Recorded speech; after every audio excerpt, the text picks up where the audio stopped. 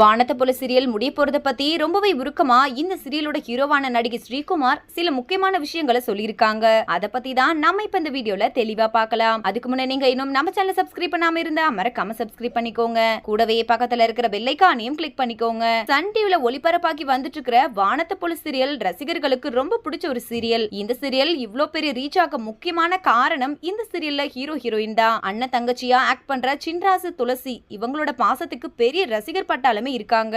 ஆனா யாருமே எதிர்பார்க்காத வகையில இந்த சீரியல் இப்போ முடிய போகுது. இதனால வானத்தை போல சீரியல் ரசிகர்கள் ரொம்பவே சோகத்துல இருந்துட்டு இருக்காங்க. இந்த நிலையில இப்போ இந்த சீரியல்ல சின்ராசு கேரக்டர்ல நடிச்சிட்டு வந்த நடிகர் ஸ்ரீகுமார் அவர்கள் என்ன சொல்லிருக்காங்க அப்படின்னா, ஒரு 10 வருஷத்துக்கு முன்னாடி சிவசக்தி அப்படின்ற சீரியல்ல 4 பேருக்கு அண்ணனா நடிச்சிருப்பேன். ஆனா அந்த சீரியலோட எனக்கு இந்த வானத்தை போல சீரியல் மிகப்பெரிய வரவேற்பையும் நல்ல பேரையும் கொடுத்திருக்கு. இந்த சீரியல் ஸ்டார்ட் ஆகும் போது நான் சின்ராசா நடிக்கல, வேற ஒருத்தர் தான் சின்ராசா நடிச்சாங்க. அவர் சில காரணத்தினால விலகிட்டாங்க.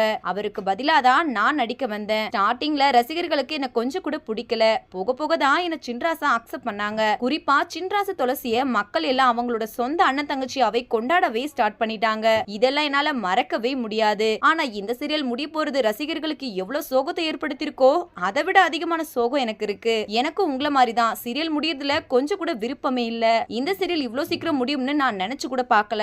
என்னால இதை தாங்கவே முடியல. இந்த சீரியல்ல நடிச்ச எல்லாரையும் அதுலயும் குறிப்பா என்னோட குட்டிமாவை ரொம்பவே மிஸ் பண்ணுவேன். நாங்க 2 பேரும் சீரியல்ல மட்டும் இல்லாம ரியலையும் அண்ணன் தங்கச்சியா தான் இருப்போம். இனிமே குட்டிமா கூட நடிக்க முடியாதுன்னு நினைக்கும் போது ரொம்பவே கஷ்டமா இருக்கு. கூடி சீக்கிரமே வேற ஒரு புது ப்ராஜெக்ட்ல வந்து உங்களை கண்டிப்பா என்டர்டெயின் பண்றேன் அப்படின்னு ரொம்பவே உருக்கமா சொல்லி முடிச்சிருக்காரு. சோ இந்த வீடியோவை பார்த்துட்டு இருக்கிற நீங்க ஸ்ரீகுமார் சொல்லி இருக்கிற இந்த விஷயத்தை பத்தி நீங்க என்ன நினைக்கிறீங்க அப்படின்னு, வானத்தை போல சீரியல்ல நீங்க எவ்வளவு மிஸ் பண்ண போறீங்க அப்படின்னு உங்களோட கருத்துக்களை கீழே உள்ள கமெண்ட் செக்ஷன்ல ஷேர் பண்ணுங்க. மேலும் இது போன்ற பல இன்ட்ரெஸ்டிங்கான அப்டேட்ஸ் தெரிஞ்சுக்கொள்ள நம்ம சேனலை மறக்காம சப்ஸ்கிரைப் பண்ணிக்கோங்க.